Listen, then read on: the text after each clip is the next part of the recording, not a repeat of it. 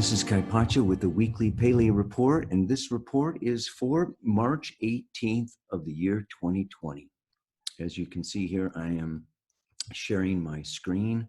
It says March 18th right over there in the corner, and I want to say you can see here obviously and clearly that right now the moon is sandwiched in between Pluto and Saturn at 25 degrees of Capricorn.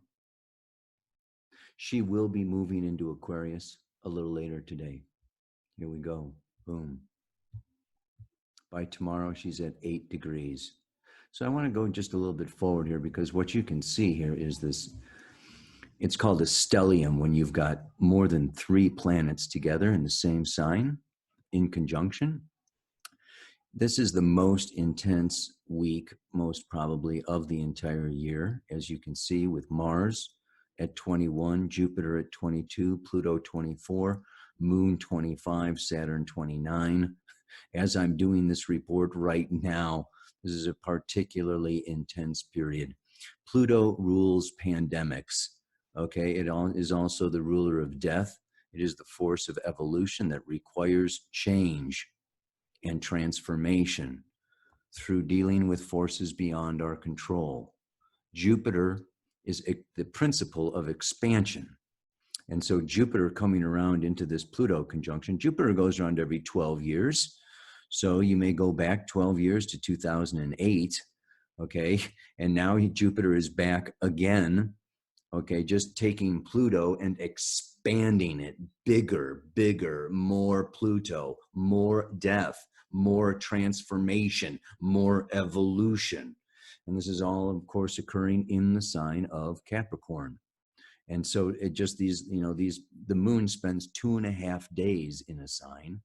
So these past couple of days, Monday, Tuesday, and today, Wednesday, have been extremely traumatic, particularly for the stock market. We had the stock market crash, okay, when the moon entered Capricorn. And of course, we had a stock market crash when Pluto entered Capricorn in 2008. Anyway, so this is physical, financial security. It is governments. It is corporations. It is power, external authority figures that make laws, rules, boundaries. It's the governments. Yeah, it's Trump and everybody else that's trying to contain. Saturn and Capricorn have to do with boundaries. Anyway, I don't want to get into the whole Paleo report. I wanted to give you some timing here. Like most people are going to say, when is this over? We know here in Costa Rica, they closed the airports until April 12th. Very interesting. That is Easter Sunday. And let's look at it. What we can say is Mars is the sword that cuts, initiation, charge, the warrior. It is anger. It is fighting. It is scalpels, machetes, okay, initiation. So Mars is coming around here, as you can see. As the moon moves, Mars moves. Mars comes into exact conjunction with Jupiter right there, okay? Thursday, Friday, Jupiter, Mars, and then, within a couple of degrees, we can see that by Monday, we have Mars has passed Pluto. So we have this Mars, Jupiter, Pluto. I talked about it a little bit last week in last week's report with Saturn. But you can see Saturn just went into Aquarius. So this, to me, also marks a transition, a change. Here we are. Saturn moves into Aquarius, out of Capricorn after like 3 years. It will go retrograde, as we will see. But anyway, so Saturn moves into Aquarius. Air coming out of the earth into the air. Okay, that is going to, things will begin to lighten up a little bit, but still Mars conjunct Pluto is wars, death, endings, cut, separation, stop, be fired. Okay, this is still wreaking havoc here until we can say that, Mars is going to leave Capricorn. Okay, and that is not really until the 31st. And no sooner does it leave Capricorn than it hits Saturn. Okay, boundaries, laws, rules, separation, cold, hard, concrete. Saturn, time, consequences, Lord of Karma. Mars is just heavy. And you can see these red lines going down here. Okay. They're going not only to Lilith, but we can also see them going to Uranus. Uranus in the sign of Taurus for from 2020 to 2026, 2019 to 2026. And I've talked about Uranus and Taurus. I don't want this to take all day, so I'm just going to speed this up a little bit and just say, okay, so that square, Uranus's sudden, unexpected, extreme conditions, upsets with Taurus is money, banks, health, resources, food.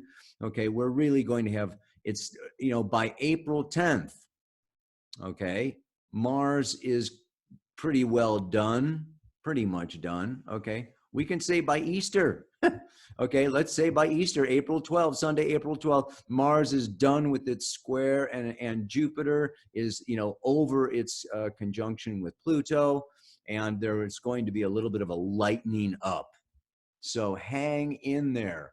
This is like 3 more weeks, okay, of very powerful, deep, intense activities going on and transformation. I'll talk about it more when I go to the camera. However, let's just not think that it is over, okay? Because what we want to do is continue moving these planets, right? And we can see the sun comes around to Uranus over here in late April. But particularly what we want to look at is when these planets go retrograde. You can see that Pluto goes retrograde on April 27th. It is followed by Saturn going retrograde on May 12th. Oops, stop that sucker. And Jupiter going retrograde on May 15th. So now these are all going retrograde. They're going backwards. Okay, it's an optical illusion. They're not really going backwards, but from our perspective on planet Earth, they are going backwards all through the summer. I'm going to talk about that retrograde phase. And then they don't really go direct until September. Okay. And as you can see, there's a second. Jupiter comes back and hits Pluto again. Okay. And Saturn returns very close. Okay. You know, within a couple of degrees of Pluto. We can say that that too is a conjunction. Okay, and this is still going on. Here we go. Now we're into September. Jupiter goes direct, and shortly thereafter, Saturn goes direct by October 2nd. And now we have the third pass. And this third pass is the closure, the conclusion. Okay, things are opened up at the beginning. They're being opened up February, March, and April. And then there is the retrograde, the receding, like I talked about in last week's Pele report. And then towards the end of the year, as you can see in October, we have this whole situation with Jupiter coming back for the final pass. Boom. In November, just in time for the elections. And then we have Jupiter moving along. It's really not until, okay, January. I mean, things grow intense. Here, Jupiter travels together with Saturn right on through Christmas, okay? And it's not really until January, I would say, because why? Look at here. Mars coming around, you know, to Uranus. Mars actually does a whole retrograde. I didn't focus on it, but Mars does a whole retrograde journey. Okay, from it goes, it is in Aries. Okay, in the sign of Aries from, what was that? You know, June 28th, Mars goes into Aries and it stays there until January 7th of 2021. 6 months of the warrior in the sign of the warrior, squaring the Capricorn sign of the boss. Okay, we can go on about this way longer than a Pele report, but you know what I will say, this whole retrograde Mars moving through here is going to be squaring all these 3, Jupiter, Saturn, Pluto conjunction. And I don't really see things lightening up very, very, very much until, you know, Saturn squares Uranus. You can see Saturn here is at 5, Uranus is at 6. Okay, it's not really until February 16th to the 23rd. Saturn is in square to Uranus. And after that, I would say, okay, things after that aspect begins to separate, we will begin to see some light and a new beginning. So fasten your seatbelts. This is an entire year of deep transformation. I said last year, 2020, people asked me, what is the motto for 2020? I said, it is the year of, transformation from death to resurrection. I'm sorry to have been as accurate as that, but this is what it is turning out to be. Let me come and look more at the camera, get rid of the chart, and share with you a little bit about what all this planetary stuff means. Okay, great. All right, everybody. Well, once again, this could be a long paleo report. I should make like a separate whole thing on this coronavirus, because I'm not really, can't say that I have all the pieces together and put together, but when we combine astrology with anthroposophy was started by Rudolf Steiner, a clairvoyant that lived in the early 1900s. I'm going to be quoting him a little later on today. He was one of the most amazing people that ever lived on planet Earth, in my opinion. I've studied anthroposophy since the late 80s, and it's got a lot to say, because what I want to go into is this coronavirus. There are basically 3 different explanations for this virus and for other viruses, pandemics. Number 1, they come from animals. They come from bats, or they come from camels, or they come from and they somehow get transferred into the human population, and then they are contagiously spread. Number 1, this started in Wuhan at a market where they sell live animals. So this is the mainstream media source of the coronavirus, right? Number 2, is the other conspiracy theory, that there is also a level 4 bioterrorism laboratory that is within a couple of miles of that market, where they have been working on bioterrorism and viruses and different things that are killer, and the virus escaped from the laboratory. So this is number 2, right? And the third one, number 3, that I want to talk to you a little bit more about today, is that it has to do with Wuhan being the first smart city on the planet, the first city to go 5G all the way. And I have a number of videos I've watched about this, but I want to share one. I'm going to upload one in particular by a Dr. Thomas Cohen, and he's also an anthroposophist, and he speaks about previous pandemics and the Spanish flu, okay, in 1918, followed, okay, the start of the use of electricity. And the next pandemic, okay, that happened, it was after World War II, okay, had to do with radar.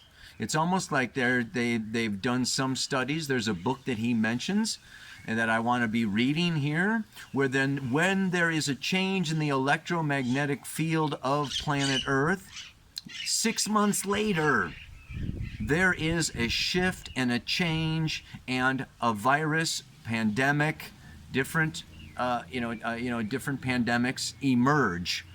The flu, is this virus. Rudolf Steiner said that viruses are actually excretions from toxic cells, that they're not just floating around on Earth.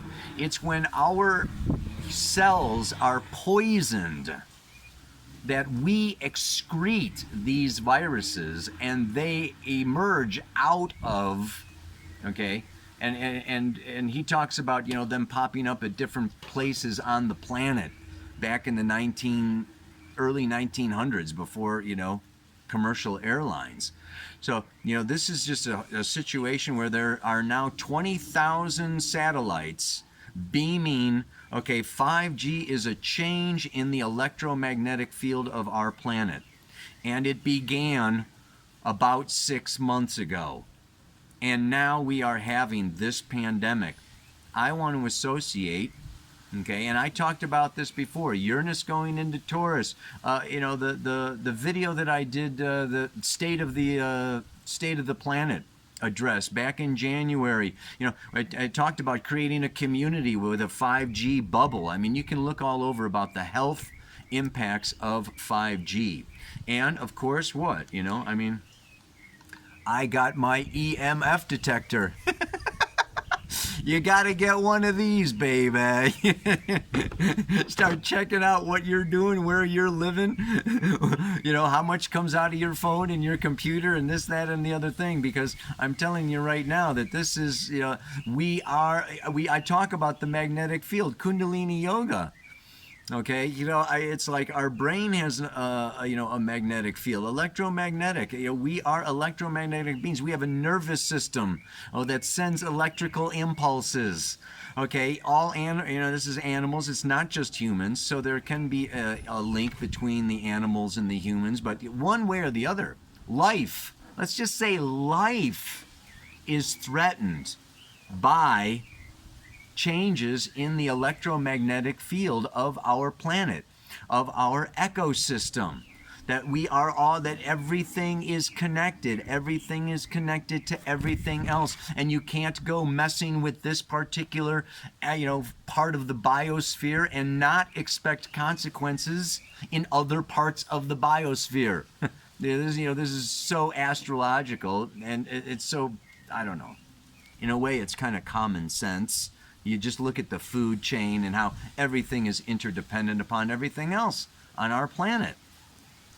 And so, you know, what we really want to look at here, all right, is that, you know, this is life-threatening. We are moving into the age of Aquarius, and I've talked about, you know, for like a couple of years, the end of the, you know, patriarchy, male-dominated, conquering nature, okay, self-interest, power, conquering, grabbing, greed, more money, more land, more property, more Facebook likes, more YouTube subscribers, just like more.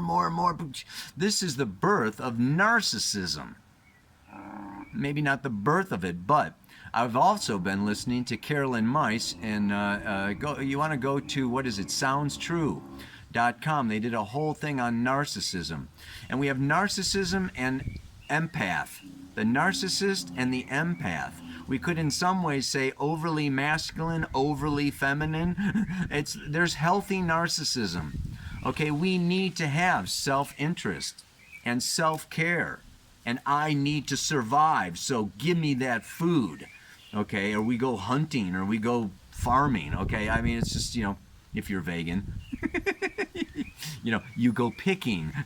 Maybe you just pick the things off the trees. Anyway, you see what I'm saying? There's healthy narcissism, and there's, you know, and there's too much narcissism is too much, and too much empath, okay, is, you know, victim and martyrdom. Okay, but the balance between the two is very vital. This is the yin yang, right? The extrovert, the introvert. Okay, conquer, charge, expand my reality, and I am super great and super powerful. Okay, and the three aspects of the narcissist. I wrote them down. Right, exaggerated sense of self-importance, excessive need for admiration, and a lack of empathy towards others. This has been growing. Carolyn Myss is talking about it ever since the atomic bomb, ever since nuclear fission back in the 60s. the me generation. This has been growing and expanding and expanding and growing. It's basically a population where people are becoming more selfish, more self-centered, more self-important. We can see this as a huge evolutionary wave. And I want to talk about the astrology. In the 60s, Uranus, which is electricity, okay, and individualization, all right, was conjunct Pluto in Virgo in the 60s, and we just had Uranus square Pluto. Now Uranus is in Taurus, but we'll talk about this huge wave. I've talked about the evolutionary stages before. I think I have some, courses on my website about the evolutionary stages with evolutionary astrology.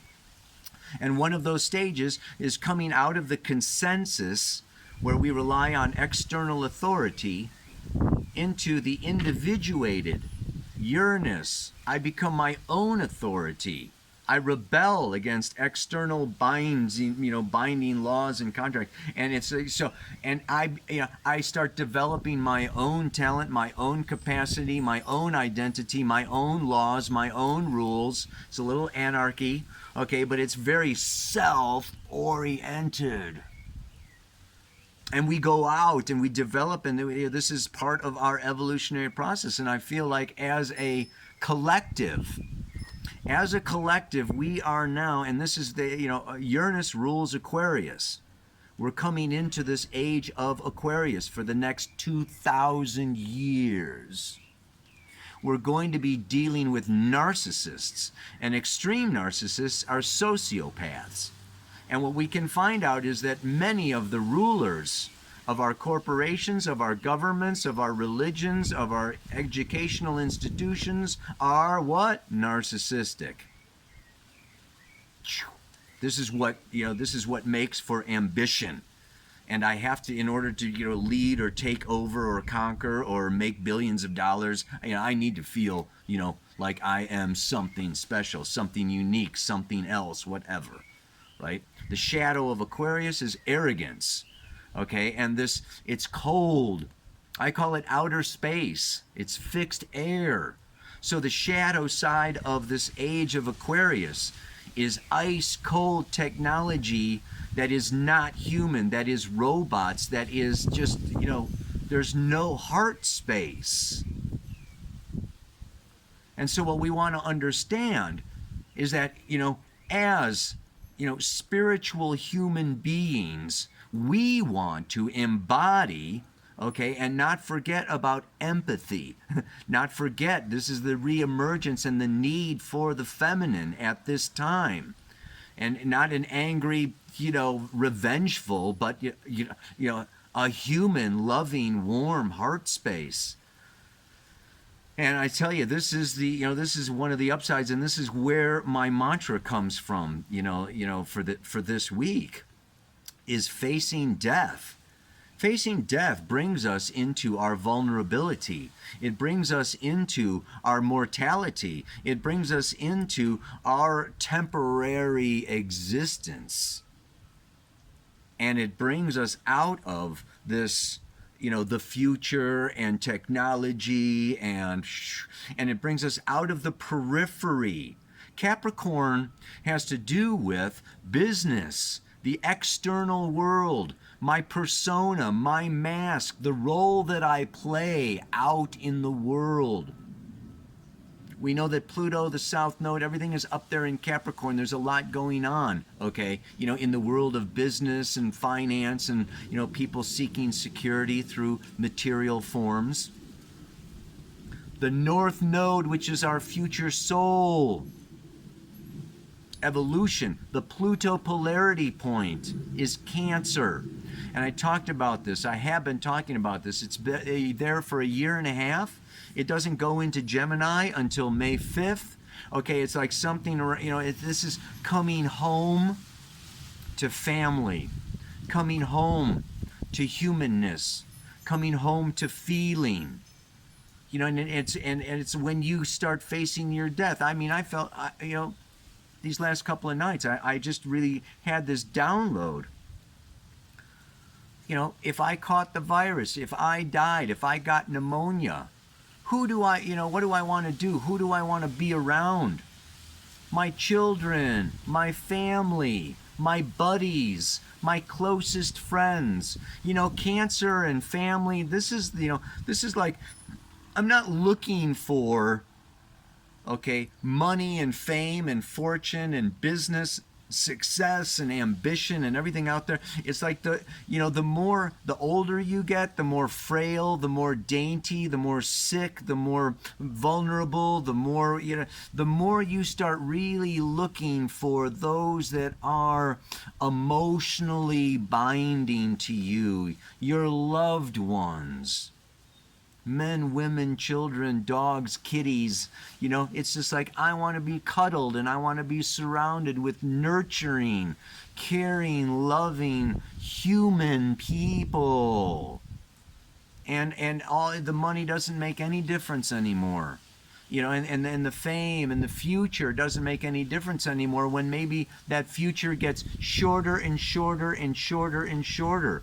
And we stop looking so far away and so far out and so far beyond, and we start looking at our own house, home, garden, physical body, right? So this is the evolution now. I want to read this quote from Rudolf Steiner, and it's from Thomas Cohen.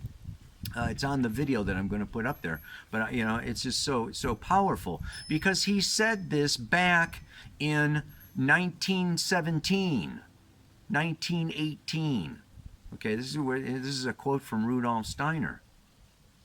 In times when there were no electrical currents, when the air was not swarming with electrical influences, it was easier to be human. In order to be human at all today, this is the early 1900s, okay, it is necessary to expend much stronger spiritual capacities than was necessary a century ago. Can you imagine the strength of our spiritual capacities just in order to remain human that is required of us at these times when we are being assaulted by 5G? And not only 5G, we can say 4G, 3G, 2G, the Internet of Things, all the appliances, the waves, the air waves, okay, are just like whoosh. This is the focus on meditation. This is the focus on Kundalini yoga. I mean, I've wanted to like hold community and even virtual space, virtual groups. But I'm a little socked over here. I'm still doing readings. Oh, I wanted to mention if you signed up, if you got on the mailing list for my readings anytime over the last year and I have not gotten back to you, it's because when I upgraded the website a year ago, it got disconnected. So all the people that signed up for readings over the last year were going on a mailing list. That mailing list has disappeared. So I don't have a waiting list anymore. I'm free. Yeah. So I just wanted to say, if you've been wondering if I've disappeared or not, no, I am still doing readings, but you have to go back to the website and sign up again. I'm sorry about that. Okay. That being said, what I want to just say that I'm pretty busy right now, but I just was with Deva Pramel and Miten. They are go to their Facebook page. They're doing regular daily meditations with song and chanting. Okay, I saw another one by Snatam Kaur. Okay, she's doing regular meditations online. I just posted Bobby Klein. He's doing these regular meditations online. I think there's a lot of people building online community. and helping us to, well, in isolation, this is such a beautiful time for us to go inward and to build our spiritual practice, and as well as, our diets and nutrition, and, really staying healthy physically. We want to be there emotionally, in a heart space, mentally, and spiritually. So, just staying with, today's mantra. When I live today like there is no tomorrow, I give thanks for the love I have shared with the other. It really comes down to love. And when our politicians are making business decisions, it's living in a state of denial, living in a state of avoidance. Why? Because it'll affect the stock market, because it will affect the money, because it will affect the flow. It's the descent into materialism that is the cause of so much of this disharmony. And this is the existential crisis that humanity will be facing over the next 100 years or so as we transition into this Aquarian age. Are we going to let people die? Or are we going to care for each other, love each other, slow down, this charge into the future, and check the health effects, check the mental, the psychological, the opioid, the drugs, whatever, check how, and really move into the future responsibly. Capricorn is about responsibility, and we need to be taking responsibility for the old people. We need to be taking responsibility for each other. We need to be taking responsibility for ourselves. And of course, the Great Mother. So when we put profit above life, above the environment, above everything else, to the point of lying, hiding, or denying, this is what has brought on to me, my understanding, from a spiritual perspective. This is a major reset. This is a major adjustment, helping us get back to the human nature, our human qualities, and to go forward as a family to create future community. And it's a sad thing that death and panic and crashing, economies are necessary to wake us up to this need to stay in our heart space.